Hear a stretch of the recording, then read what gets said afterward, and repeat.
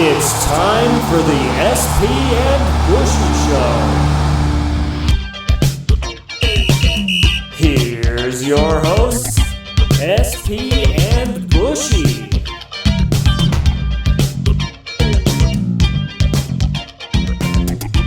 We're going to move on to our big talk. We were talking a little bit of wrestling earlier with Ronda Rousey and Nia Jax. Let's talk about the Royal Rumble. It's going to be this weekend, Sunday night. It's my favorite wrestling event of the year. And we're going to talk about the 10 best Royal Rumbles of all time. I think that we're both going to have some controversial takes because everyone loved last year's Royal Rumble. And we'll talk about that next week. This week, we're talking about the 10 best Royal Rumbles of all time. And that one isn't on my list. Spoiler alert. But I think this is going to be a good talk. Like I said, it's my favorite event of the year. And like I said, I'm more excited about it than I am the Super Bowl now that Tom Brady's playing in the Super Bowl again. I've always enjoyed the Royal Rumble. I've always been a big four type of guy when it comes to wrestling.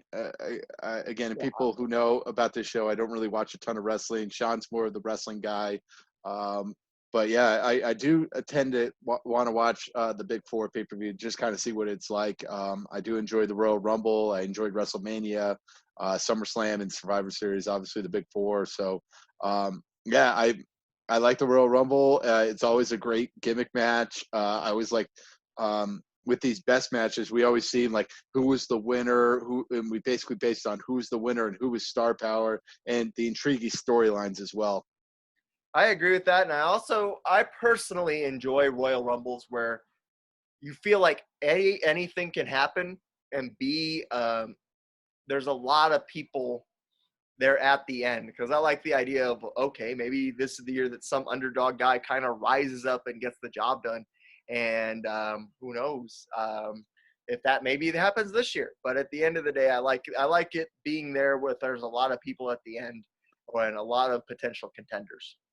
Yeah, and just, I always like sometimes the dominant big guy. Again, once in a while, it always seems to happen, but I do like the dominant big guy who just kind of destroys people and just kind of takes people out and then throw them away from the ring as well. And yeah, it's a great gimmick match, and I always enjoy watching it. I think that dominant big guy has its cap around 7 people, but at the end of the day, I like seeing that too. But I don't feel like it can last more than 7 people, or else it gets boring. It does. Yeah, it does get boring. Yeah, and with the thing that we'll probably come up with next week. Yeah, let's get to it.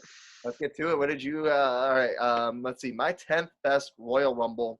I'm gonna go with the 2004 Royal Rumble. This is a tough Royal Rumble to talk about because it didn't age well. Because obviously the winner committed a murder-suicide a few years after this event. But the Royal Rumble itself is a very good match, and you had the good story of Chris Benoit at the time winning it.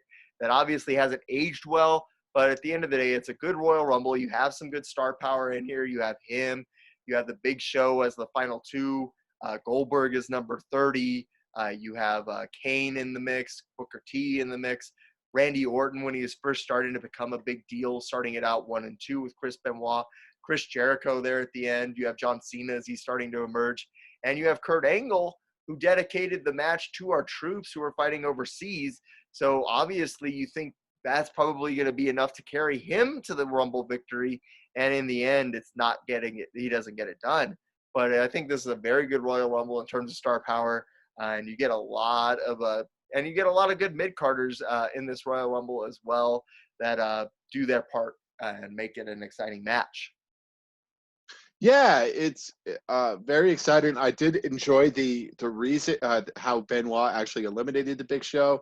That was a very interesting spot back in the day as well. And yeah, just a lot of this star power from that early to mid 2000s WWE. And yeah, just a great overall Royal Rumble. Again, minus the winner, but yeah, at the moment. You got to think at the time, man, that was a great Rumble. At the time, it was a great Rumble. At the time, it was the right winner. And I mean, unfortunately, it didn't age particularly well just because of the things Benoit did after this. But I mean, at the end of the day, it's a good Rumble. Yep, just a great Rumble. And yeah, there's really nothing else. You kind of described it. Exactly. What do you got next for me?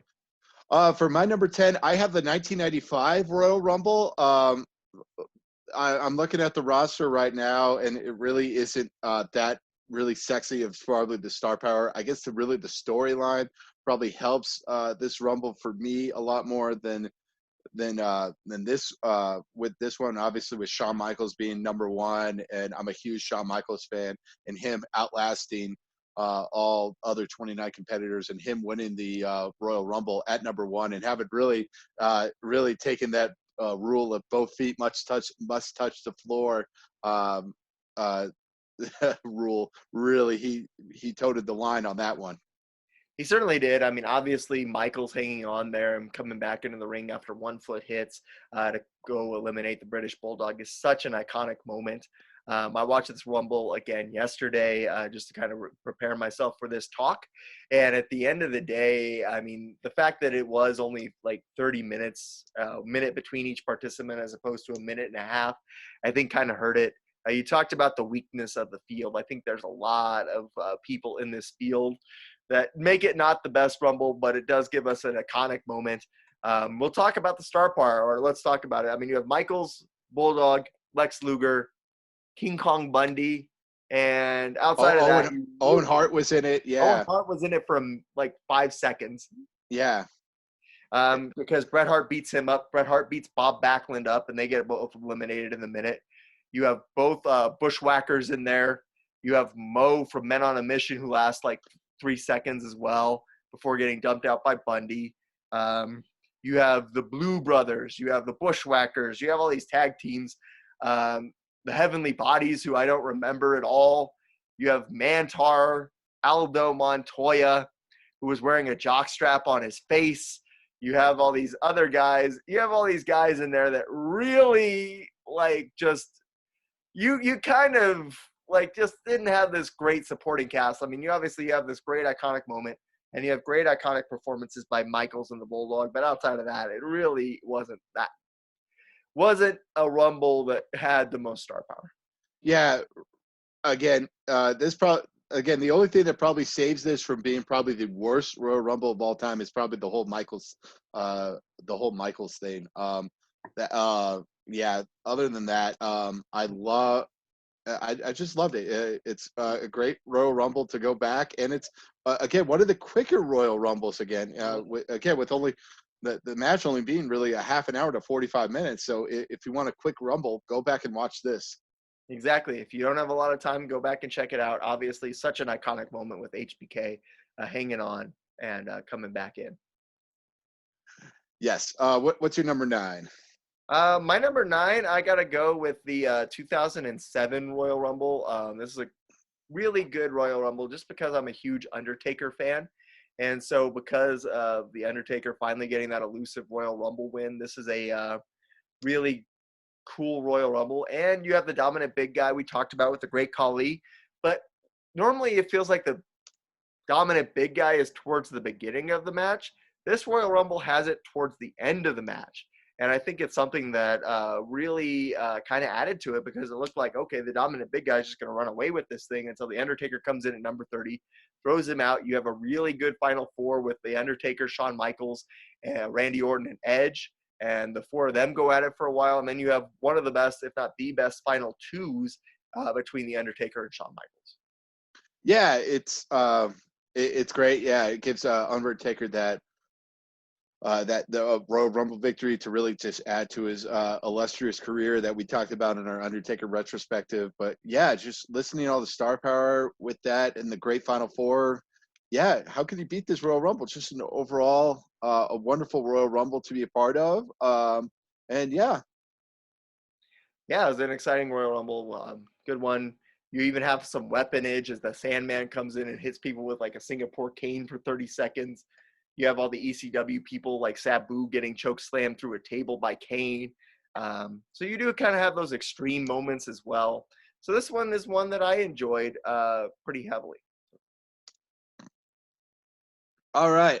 For my number 9, I'm gonna go 1997 Royal Rumble. Yeah, it has a really cool star power with this. Obviously, Stone Cold Steve Austin comes in. This is right in the height of right when everybody's starting to care about Stone Cold. Um, yeah, you have interesting characters as well, but then you have like Owen Hart, Goldust. You have Mark Marrow being really with this whole Sable thing. You had Farouk and Ahmed Johnson, and you had the Road Dog Jesse James right before he became the Road Dog. Um, really, what kind of hurts it as well is that you have the fake Diesel and fake Razor Ramon as well. But yeah, it's like you have Mankind, Vader, and then going back with your list too, the Undertaker started at number 30 as well, and then you have Bret Hart as well, and then it all ends with a controversial finish too. Austin got thrown over the rope, but the refs didn't see it, so Austin was able to climb in and throw Bret Hart out to win the Royal Rumble. And he was actually, it was kind of odd because he was the dominant one. He was actually eliminated a lot of people, and yeah, and then you have some great luchadors as well with Mil Mascaras as well. So it's just a very good variety as far as with this Royal Rumble.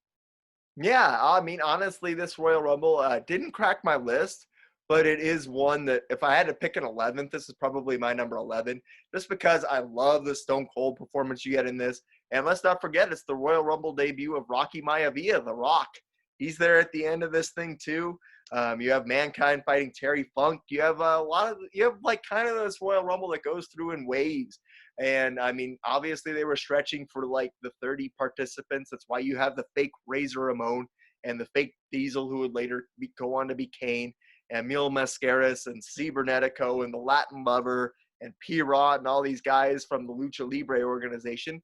But Mil Mascaras still comes in and adds a little bit of flair to the Royal Rumble.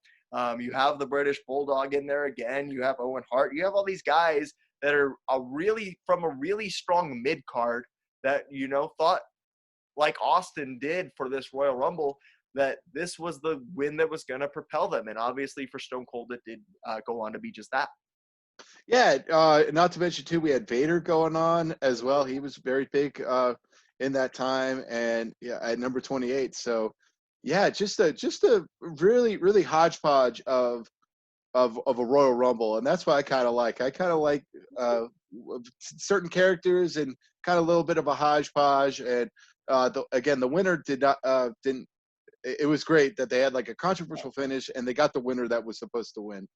It was. I mean, it was one of my favorite endings, I think, to a Royal Rumble, because you do have that kind of shady finish. And it was like you kind of wonder how you can get that controversial finish in a Royal Rumble. And that's a good one that happened. So I like it. My What's next your one number is 8? going to be the Royal Rumble in 2017. And I think a lot of people are kind of down on this Royal Rumble, but I liked it a lot. I think you had a lot of good star power. You had Chris Jericho in it at the beginning. He was number 2. You have Brock Lesnar coming in later in the match. You have him getting thrown out by Goldberg. You have this confrontation between Goldberg and the Undertaker, which at the time was a fantasy matchup, and then we got the matchup and it was terrible. But at the end of the day, that was an exciting moment. You also had obviously Roman Reigns there at the end, who's kind of like the big star that WWE is pushing right now. And then you kind of have like this shocking finish, because it looked like they were setting up for a Roman Reigns Royal Rumble win again, and then Randy Orton goes on to win it. And I think the star power of this match is good. I think that once again, it tells a very good story throughout. You have that dominant big man with Braun Strowman coming in and waylaying people for a few entrants there. But then you also kind of have these emerging stars kind of help throw him out with Sami Zayn and Baron Corbin, people that WWE didn't really capitalize on as much as they could have after this Royal Rumble. But Sami Zayn with a good performance lasts until the end there. The Miz is out there for a while. I mean, I think it's one of those ones where it ended up being an exciting Rumble. Yeah, just looking at just looking at the roster right now of the participants. Yeah, it's just great, and especially that 20 to 30 range. That's when you see really the stars and all that. And yeah, it looked like it was setting up for a Roman Reigns Royal Rumble. Obviously with 2016, which I think that's probably going to be on a list next week as well. With him kind of setting up, maybe getting that Royal Rumble victory, and they kind of threw a curveball and let Randy Orton actually win the Royal Rumble rather than Roman Reigns. So that maybe put a shock to some fans. The only complaint that I do have to this Royal Rumble is that I don't think Randy Orton should have won this Royal Rumble. Even though he did end up winning it and it was a good surprise, I think that it would have been a lot better had Chris Jericho won it storyline wise at the time. He was in like a thing where like he was friends with Kevin Owens, who was the WWE champion at the time. And I think a Jericho Royal Rumble win would have been the better way to end their friendship as opposed to it just kind of fizzling for no real reason. Yeah, it probably would have helped storyline wise looking back at it, but I got to give Jericho credit, even at that age that he had, doing a Lawn Rumble match. That's just overall just a great test at just how great of a wrestler Chris Jericho is. He's one of the greats, and that's another reason why I would have liked to have seen him win this Rumble. I think that that's kind of the one thing that's not on his resume, and that is the Royal Rumble victory. And this year, it would have, or in the 2017 Rumble, it would have made a lot of sense for him to win it. Yeah, it would have made a ton of sense, but he's still going to go down as one of the best wrestlers of probably of all time with his longevity. And it's just, yeah, he's just one of these amazing superstars that I still love. Oh, I still love him. He's great. I will ride or die with Chris Jericho any day. Absolutely. I think he's one of the top 10 for sure, if not top 5. I think I have him in my top 5. Just because of all the things that he's done over the years, and he keeps reinventing himself in new ways that make him exciting. Yes. What do you got next? Next, a little controversial for you. I have the 1994 Royal Rumble. Obviously, this has a very controversial finish. Going in with Lex Luger and Bret Hart, both feet actually touching on the floor, which is very, very crazy to think about. That just both of these guys actually got both of their feet rather than the oh crap, Luger only had one foot, so we have to make Luger the main event at WrestleMania. But yeah, it's just the star power is a little bit lacking. I'm not gonna lie. But you had the Diesel coming out party. That was Kevin Nash's really coming out party. That's when they had the dominant big man eliminating people. Obviously, with your 7 rule, he eliminated 7 people, and he stayed. I think the one of the longest, if not the longest, as well. Yeah, and then you had good people too. You had Bam Bam Bigelow, Mabel. You had Shawn Michaels going in. You have Lex Luger, Rick Martel, Bret Hart. With an injured ankle.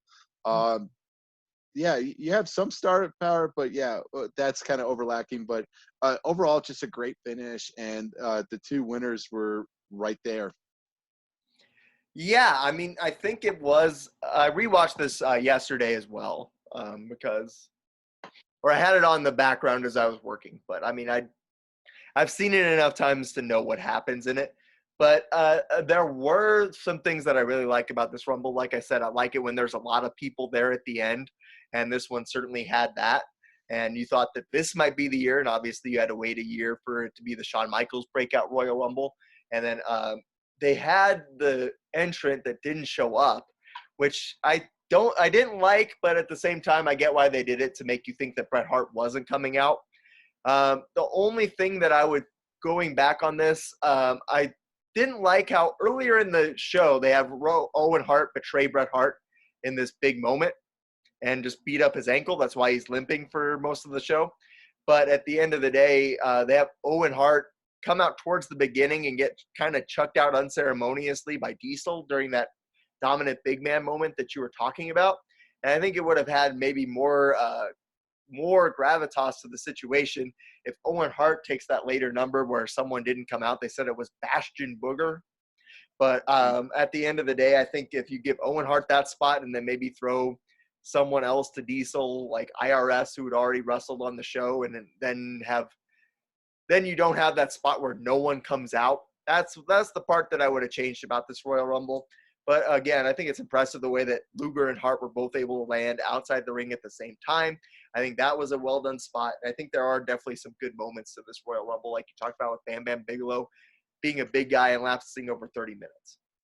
Yeah, yeah. Actually, your own Hart idea would have been very fascinating at that time. Or he maybe have taken good old Bob Sparky Plug Holly, his his spot, maybe flip those Right. as well. And you see Owen maybe being a little more dominant, kind of eliminating people, and they're kind of maybe pushing this Owen Hart angle as well. And then he kind of freaks out with Brett coming in all injured ankle, and he's like, "Come on."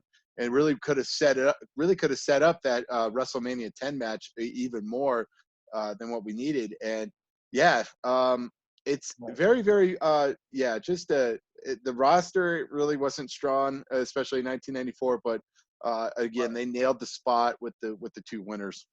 They did. I mean, I think it ended the right way. Like I said, I think if you have Owen Hart at the end of the match, I think that would have been better. Even if you moved Greg the Hammer Valentine up and had him get chucked out by Diesel, there were a lot of different ways to play this, and I think that one would have been a more interesting way to do it. That being said, it is a fun Rumble to go back and watch, and watch Bam Bam Bigelow chuck Doink the Clown 50 feet out of the ring or some other stuff that happens in it. It's a pretty exciting Rumble, and like you said, it's the Kevin Nash coming out party, so I like it. Well, it's a very underrated. It's a very underrated Royal Rumble that I think not a lot of people talk about. Certainly is. I think that's one of those ones that's definitely very interesting. I think my next one is one of those ones as well. I think I'm going to talk about the 1991 Royal Rumble here. I mean, obviously, this is when I was a kid. This is when, I'm starting to get into the Royal Rumble. And I think this one's a very good Royal Rumble in the sense that you do have a lot of people staying. You don't have a lot of people getting chucked out really quickly. And I think that's one of the things that I like about the Royal Rumble is that you can see some of these mid-carders maybe make a run at it. You have Rick the Model Martel lasting over 50 minutes in this match, and he puts out a good performance, gets eliminated just before the final four. And then you have kind of the big ending story there with Earthquake going against Hulk Hogan, who've kind of been battling for like the last 6 months, and Hulk Hogan being able to overcome Earthquake and then obviously advance to WrestleMania, even though it wasn't guaranteed at the time, to face Sergeant Slaughter, who at the time was being an Iraqi sympathizer, and then obviously put them on that collision course.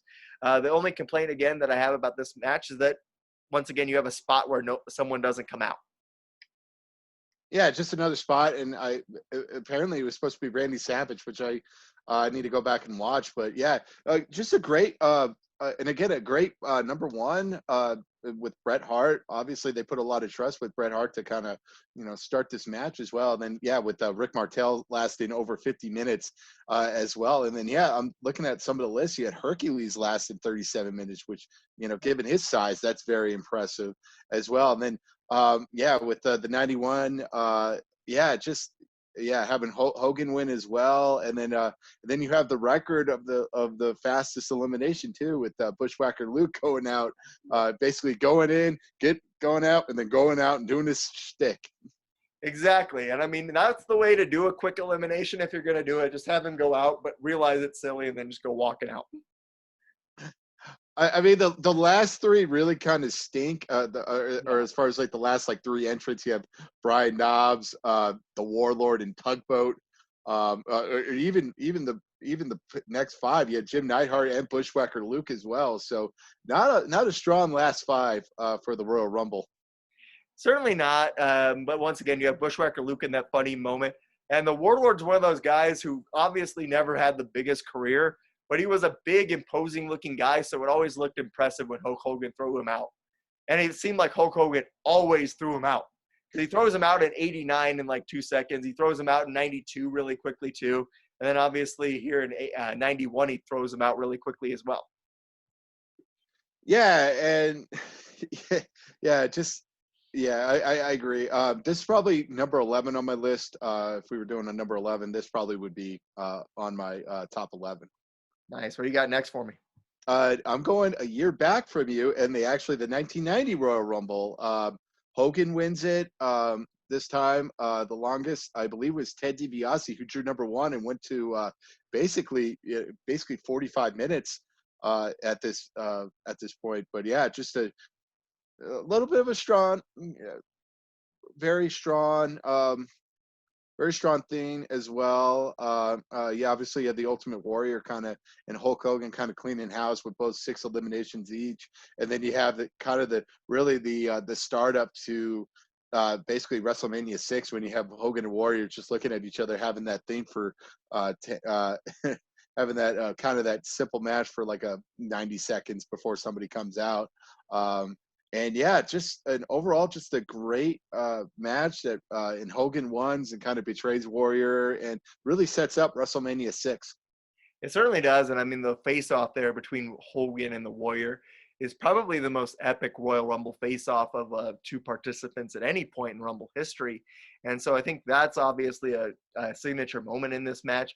And you have a stacked field. It just kind of comes out early because you had DiBiase drawing one.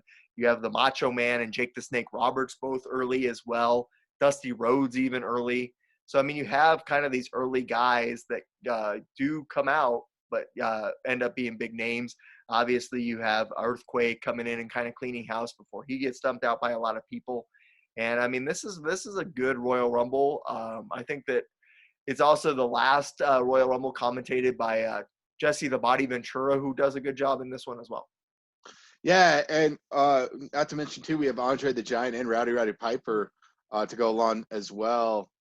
Yeah, just a great and this was, I believe, Shawn Michaels' first Royal Rumble. So yeah, that, I mean, the top five, the last five entrants were pretty good too. You have Shawn Michaels, the Barbarian, but then you have Rick Rude, Hercules, and Mr. Perfect. So 3 out of 5 ain't bad. It really isn't. And I mean, you have like this final three with Rick Rude and Mr. Perfect working together to eliminate Hogan. Obviously, Mr. Perfect's fresh. He just got out there. So it did seem like the odds were stacked up against Hogan with Perfect, Rude, and Hogan as the final three. So you did have a good ending there. Yep. And Hogan won, so everybody came home happy. Exactly. What's next? And I mean, my next one, this is going to sound like, I mean, it's the other time that Randy Orton run the Royal Rumble. And it's not that I'm a huge Randy Orton fan. I like him, but he's not like, he's good, but he's not one of my favorites of all time. But the 2009 Royal Rumble.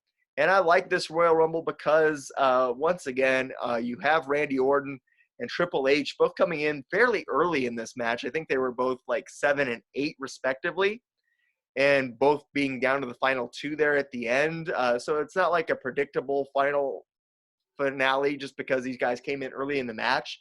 But the star power in this Royal Rumble is great. You have Rey Mysterio coming out at number 1. You have Triple H coming in, I believe, at 7. Orton at 8. You have The Undertaker midway through. You have Chris Jericho once again coming in, I believe, at 11 or 12. You have The Big Show coming in at 30, so he looks like a threat. You have Kane in there. And this is another one of those Royal Rumbles where you have a lot of people there at the end that look like they could potentially win it. And then you have Orton with his two flunkies, Cody Rhodes and Ted DiBiase Jr., both there with him at the end. So, I mean, obviously the odds look stacked against Triple H. They do a good enough job of making you think Triple H is going to be able to fight off these odds and then having Orton win it at the end. So I think this is a very good Royal Rumble, and I think it's well done. Yeah, and we also have CM Punk too, and Mark Henry as well. I think this is this is really early Kofi Kingston too. I don't know if he's doing the crazy, basically really stretching the line of the 2 feet must touch the floor rule as well, which that was always one of my favorite gimmicks with him before he became a big star was, how is Kofi going to stay in this Royal Rumble? Yeah, absolutely. He's got some great ones over the years. I mean, I still think my favorite's the first one where he handstands and like handstand crawls all the way over to the steps and survives. Right. Yeah, just a great Royal Rumble, and yeah, having Randy Orton win as well. Yeah, just overall solid roster, solid finish, and yeah, just overall a wonderful Royal Rumble. Certainly is. It's a good Royal Rumble. All right, so next on my list, I'm going to go with the 1998 Royal Rumble, and obviously we talked about Stone Cold winning it with Randy Orton. This is Stone Cold winning this one. Very interesting Royal Rumble. This is right when the Attitude Era really starts becoming the Attitude Era. You started off with Cactus Jack and Chainsaw Charlie or Mick Foley and Terry Funk going at it with each other and turned it kind of to a semi-hardcore match as well. Then you have The Rock staying in for 51 minutes and then eventually being the last one eliminated. And yeah, you have just a great thing. And then everybody's kind of gunning for Steve Austin. And as soon as he heard the Stone Cold Steve Austin theme, everybody's kind of looking towards the entrance, waiting for him. Instead, he comes barreling through the audience and kind of back towards everything. And yeah, and him winning the Rumble obviously set him up to win in WrestleMania 14. Yeah, this is a top 5 Royal Rumble for me. I love this Royal Rumble. It's a great Royal Rumble because you have so many memorable moments. Like you said, you have Austin coming through the crowd, immediately knocking out Marvelous Mark Merrow and throwing him out of there. And they set it up really well because they had Jerry the King Lawler hyping out that Stone Cold Steve Austin wasn't going to be coming out. You even had, once again, the entrance where no one comes out. That was supposed to be one of the disciples of Apocalypse because they looked like Stone Cold Steve Austin, who got jumped earlier behind the scenes. And then obviously you have Stone Cold coming out, winning the thing. You talked about The Rock's performance, and you have them into the final 2. And that kind of sets up what would be one of the greatest rivalries in professional wrestling. Obviously, at the time, The Rock was with the Nation of Domination. You have him kind of betraying Farouk in the final 3 and throwing Farouk out. And obviously, that's a great moment. You have, as you mentioned, Cactus Jack, Mankind, and Dude Love, all 3 faces of Foley entering this Royal Rumble as well, making it for another memorable moment. You have Vader coming in at 30. I mean, you have a lot of talent in this Royal Rumble, and it's a fun one for sure. Yeah, and then you have Triple H in China kind of just sitting outside watching Owen Hart as well. So, yeah, just a lot of stuff going on and a lot of storylines kind of interacting with this Royal Rumble. And it obviously sets up Austin's basically stardom. Certainly does. I mean, you also have Ken Shamrock, who's an underrated guy from that time as well in this Royal Rumble. He gets chucked out by The Rock once again. And then you have a lot of people there at the end. Once again, Goldust is there at the end. The Honky Tonk Man is there at the end. I mean, you have all these guys just kind of hovering around there that had pretty good careers at the end. Mark Henry had just debuted. He's there at the end as well. Yeah, yeah, Farouk too, obviously being eliminated by The Rock. So that started the break of the tension from the Nation of Domination.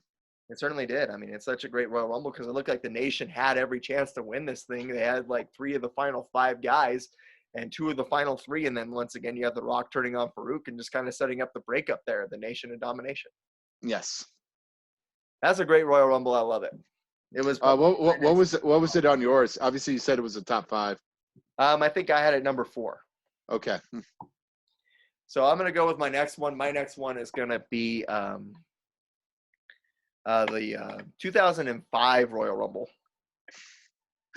No way. That was your next one too? It was my number 5 as well. Yeah, that one's my next one. I mean, I think it's a great Royal Rumble. I think it's fantastically done. You kind of have the final 2 with Batista and John Cena. Both of them are like the big stars on their way to superstardom going out together at the end. And then setting up the sudden death between the 2 of them was an exciting way to end it. You have a good field here with Shawn Michaels coming out. You have Eddie Guerrero and Chris Benoit starting this thing. Edge and Rey Mysterio both coming out in the top 10 entrants. Jericho, Booker T. I mean, again, you have a lot of really solid people coming out, spreading it out throughout this whole match. So it's not like all the people are coming out in the last 5 entrants. Again, I think you have a very good group of superstars in this one. You have a lot of moments that end up being memorable where everyone gangs up and throws out Muhammad Hassan. You have Simon Dean just working out in the ring until Shawn Michaels eliminates him. And then you do a good job of setting up the Kurt Angle-Shawn Michaels match at WrestleMania by having Michaels throw out Kurt Angle. Yeah, not to mention too, we have a controversial finish. Obviously, that wasn't planned. With with Vince McMahon coming so mad, and then he ends up tearing both of his quads while sliding under the ring. It's just so fascinating. Such a blunder on just everybody's end, with Batista and John Cena having this kind of this mix up and all that. And yeah, it just Vince just pouting like a person in the corner like this, just shouting, just so bad. And yeah, just overall a great roster at the time. And And yeah, I agree with you. Just spreading everything out. Obviously with Chris Jericho, Eddie Guerrero, Chris Benoit, um, Rey Mysterio had a long run. Same with Chris Jericho. He was there for almost a half an hour as well. Just a lot of guys that could work lawn matches as well. Certainly. I mean, you have a lot of people there throughout this contest who look like they could be contenders in it. And then you also have like maybe the most brutal elimination in Royal Rumble history when Snitsky clotheslines Paul London and almost like knocks him out. He does like a flip and lands face first on the floor, knocking him literally unconscious. I mean, this is the most brutal elimination I think in the Royal Rumble history. Yes, that was definitely brutal.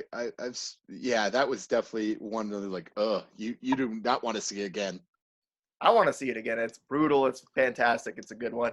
And then on top of that, you also have Ric Flair coming out at number 30. You talk about star power. You got the Nature Boy in there at number 30. Yeah, and yeah, I like the star power, the controversial finish, and it's why it's one of the top Royal Rumbles of all time. It certainly is. I like it. All right, so next on my list, I'm gonna go the following year on my list, the 1999 Royal Rumble. Mm. Obviously, you have Stone Cold Steve Austin and Mr. McMahon starting 1 and 2, and really they beat the crap out of each other. You have you have Edge in his first Royal Rumble. You have Steve Blackman, Dan Severn. You have the Blue Meanie. You have Mabel making a return and becoming the character known as Viscera on that thing. I totally forgot about that. He became Viscera at that point. Yeah. And yeah, and you had China being number 30 as well, and then you had the sneak attack where Vince McMahon and Stone Cold Steve Austin fight in the bathroom, but it turns out to be an attack, and everybody was beating up on Austin, and Austin taken away in an ambulance, and then he comes back, and Vince McMahon was on commentary a little bit. Yeah, just a crazy amount of stuff that went on in the '99 Rumble. To say the least, this is a crazy Royal Rumble. I don't know where to rate this one, honestly, just because there is so much craziness that happens in it. Like it feels like a lot of the time the stuff that happens, like you're taking me outside of the ring to see what happens, because obviously there's the whole part where the corporation beats up Stone Cold Steve Austin in the bathroom. There's the part where the Undertaker and the Acolytes abduct Mabel and turn him into Viscera, and then Stone Cold Steve Austin comes back in the ambulance. There's Vince McMahon coming back. There's all this like kind of shenanigans. And then you talked about it earlier on, that the first 10 entrants after McMahon and Austin are kind of at the time people you didn't really know or care about, like the Blue Meanie, Dan Severn, Tiger Ali Singh. You have like Gilbert in the mix at the first 10 entrants. So you have all these people that just get chucked out. And then like Ken Shamrock's out there in the ring by himself because everyone had been eliminated from like 3 to 18 because Kane eliminates himself after throwing out 4 people. And then Austin comes back. You have obviously the big boss man in the final 3, which I was obviously okay with. I was hoping he could pull it out, but obviously that didn't make much sense storyline-wise. Nevertheless, you have like the culmination of this McMahon-Austin feud, and it's a great Royal Rumble because of it. Yeah, just looking at the list, really the last like 15 competitors are amazing. You have the Godfather, you have Kane, who he thought Kane was going to have this destructive force and try to eliminate, but then they have like this weird storyline with him with the mental hospital. So he destroys the mental hospital doctors that were trying to cover him up, and then he eliminates himself to try to avoid everything. You had Billy Gunn, you have Test, you have Big Boss Man, Triple H, X-Pac. Yeah, Val Venus, Mark Henry, Jeff Jarrett, D'Lo Brown, Owen Hart, and then obviously China winning number 30, the first ever woman to compete in the Royal Rumble. So, yeah, the last 15 are really well. Like that was the cream of the crop when it came to WWF superstars at the time, really minus The Rock and Mankind. Yeah, absolutely. I agree. It's a very fun Royal Rumble.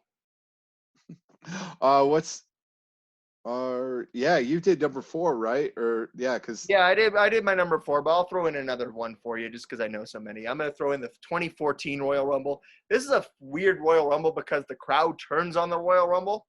But if you watch it on mute like I did, it's a fantastic Royal Rumble.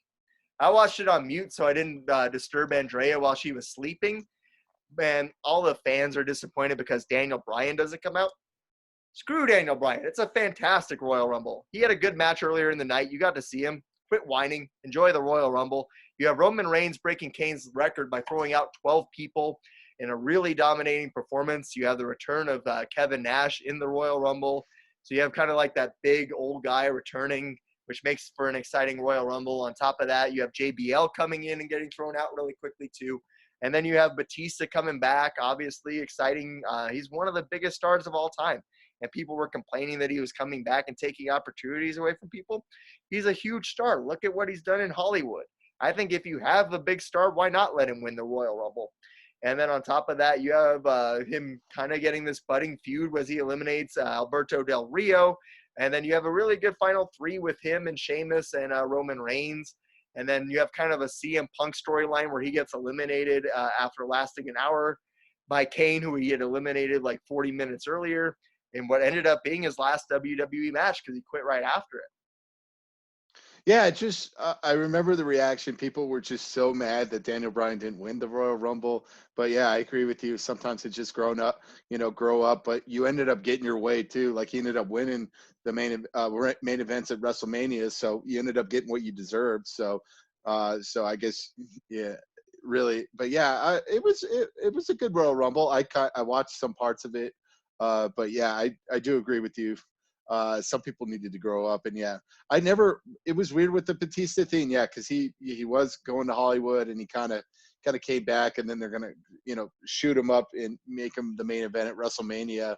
But yeah, we yeah, just overall just a very interesting WrestleMania. I enjoyed it.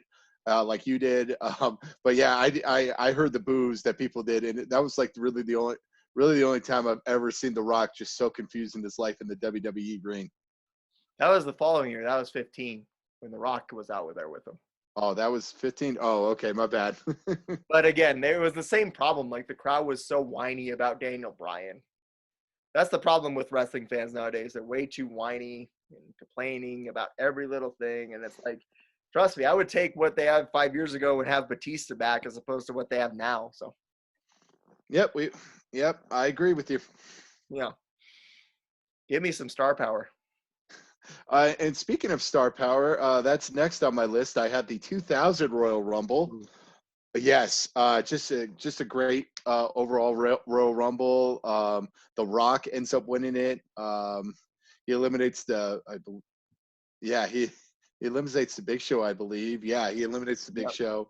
And they were the last two, and just a great spot that I think that they were going to recreate in the 2005 Royal Rumble, but they didn't execute it to that point. And just show how deep the talented the roster was. And you have Big Boss, your boy Big Boss Man, doing over 20 minutes, man. Like he was really good in those 99 2000 Royal Rumbles. Like he stayed in pretty long. And then you have like Rikishi. That was the Rikishi coming out party with the 7 eliminations. And then you have the thing doing his Too Cool thing with Grandmaster Sexay and Scotty 2 Hotty. They were doing their thing as well. And then he eliminates those guys as well. And yeah, just a very fun Royal Rumble, just to show how stacked and talented that roster was in the year 2000. Yeah, I think I had this one as number 2 on my list. I love this Royal Rumble. Obviously, you have the star power with The Rock. And I mean, you had even then like these mid-carders who came in and like gave you some storylines. As you had the China versus Chris Jericho storyline spilling over from earlier in the night where they eliminate each other. And then Boss Man knocks China out of there real quick after she was so focused on eliminating Jericho.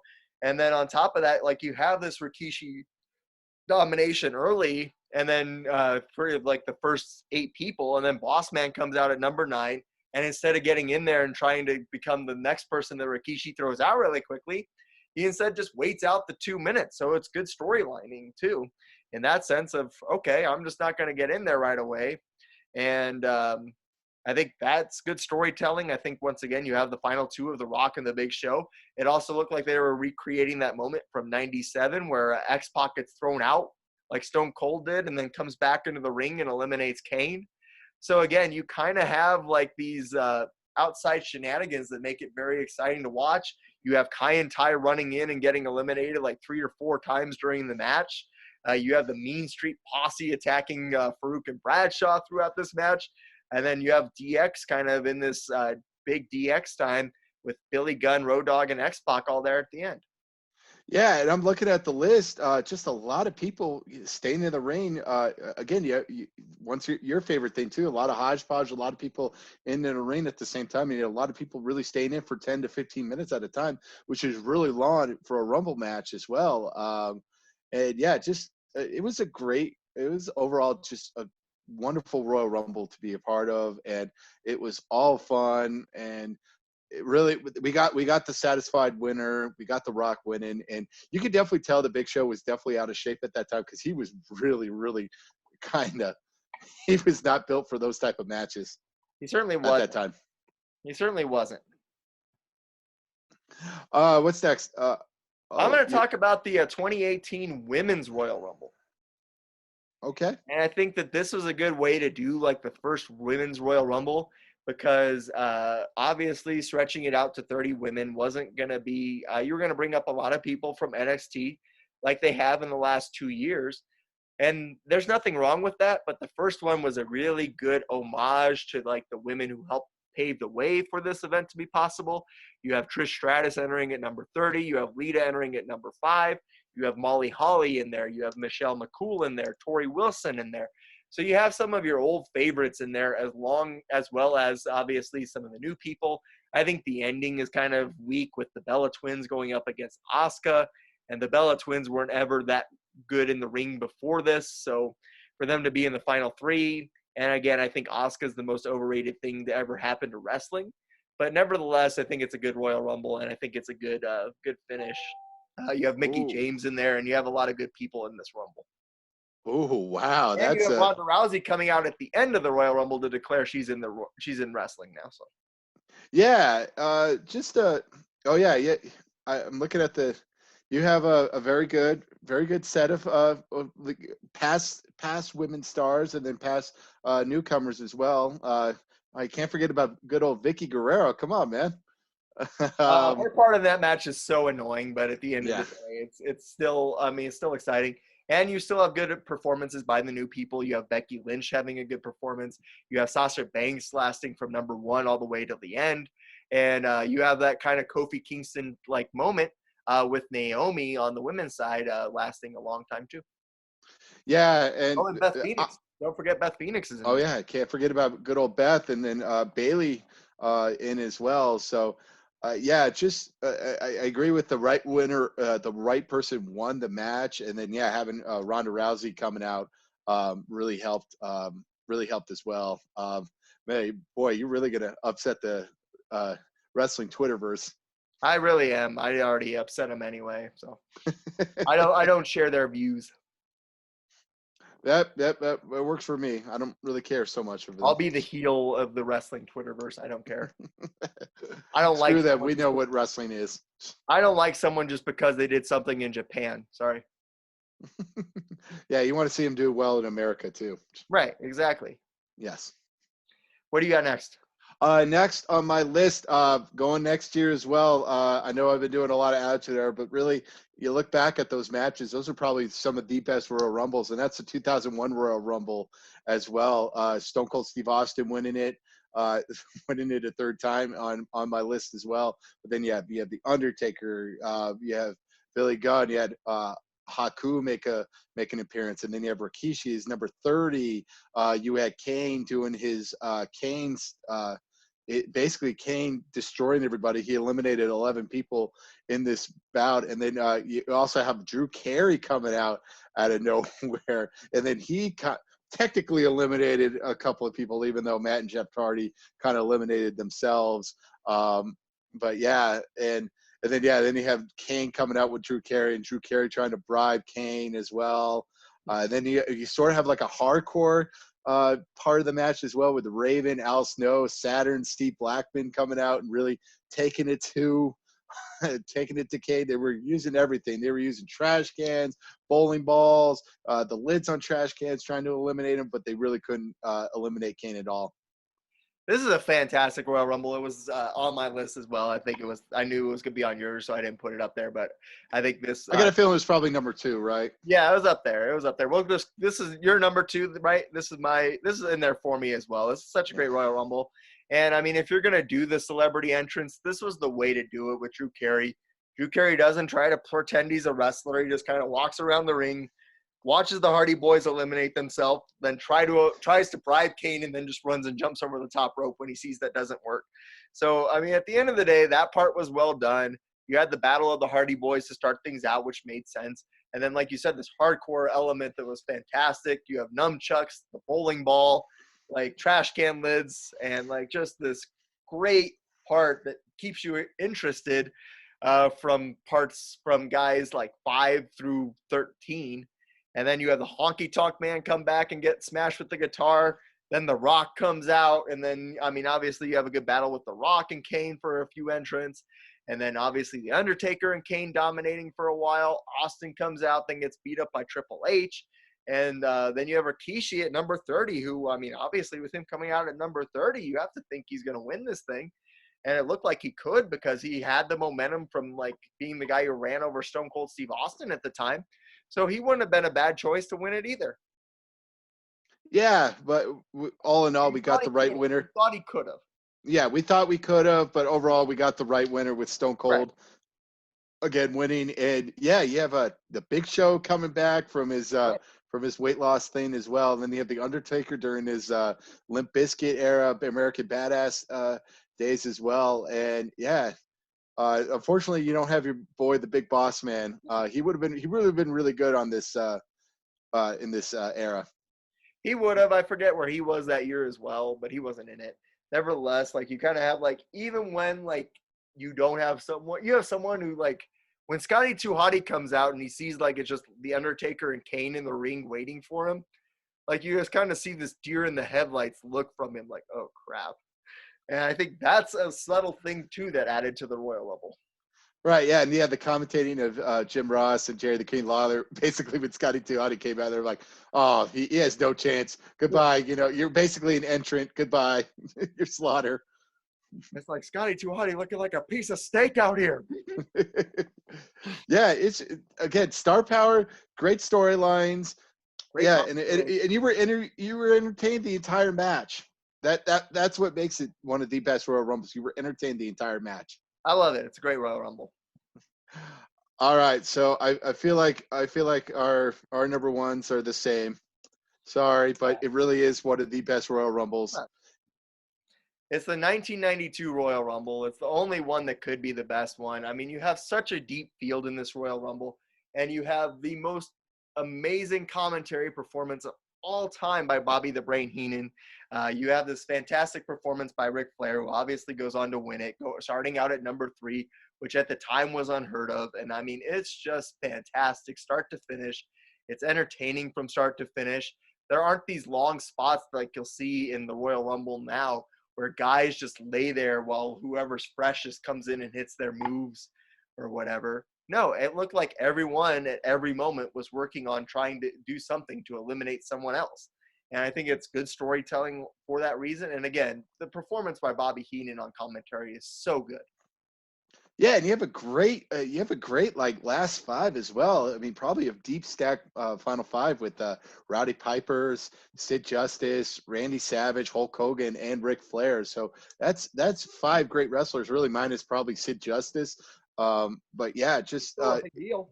Yeah, he was a big deal. But yeah, you have a lot of great people on this, and yeah, you can't go wrong with the commentary. Like he just like Bobby Heenan's checking like every 5 minutes how long has Flair been in the Rumble. Like he's just like, oh no, and he gets all excited if somebody bad comes in. And he goes, yes, yes, yes, help him. And then if they turn on and he beat up on Flair, it's like I never liked this person at all. Oh, it's so brilliant the way he does it from start to finish.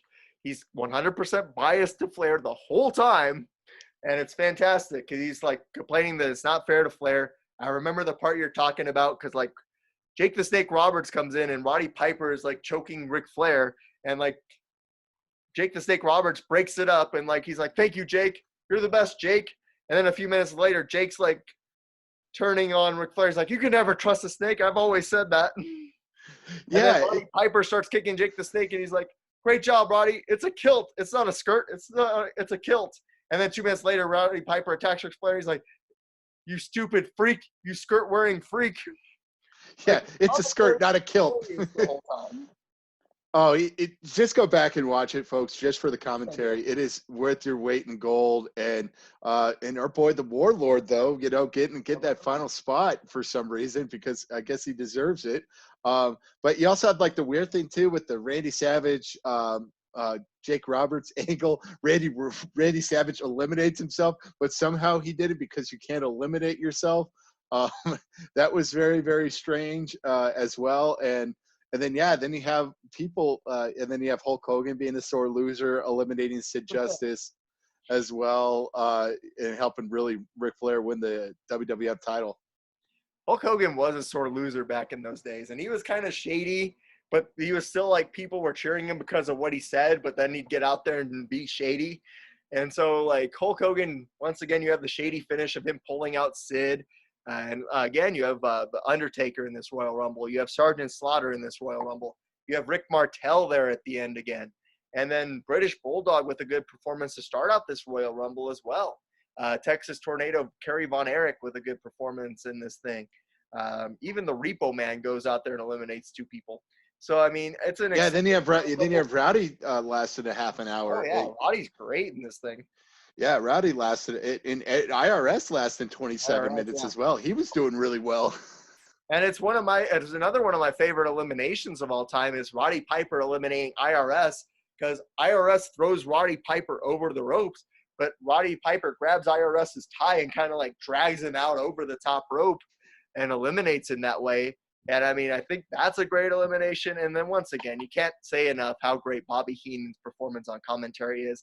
And on top of that, Ric Flair is great. He's out there in an hour. And once again, he's the focal point for the entire hour. He's not taking rest breaks the entire time. He's out there punching people or chopping them or hitting them below the belt the entire time.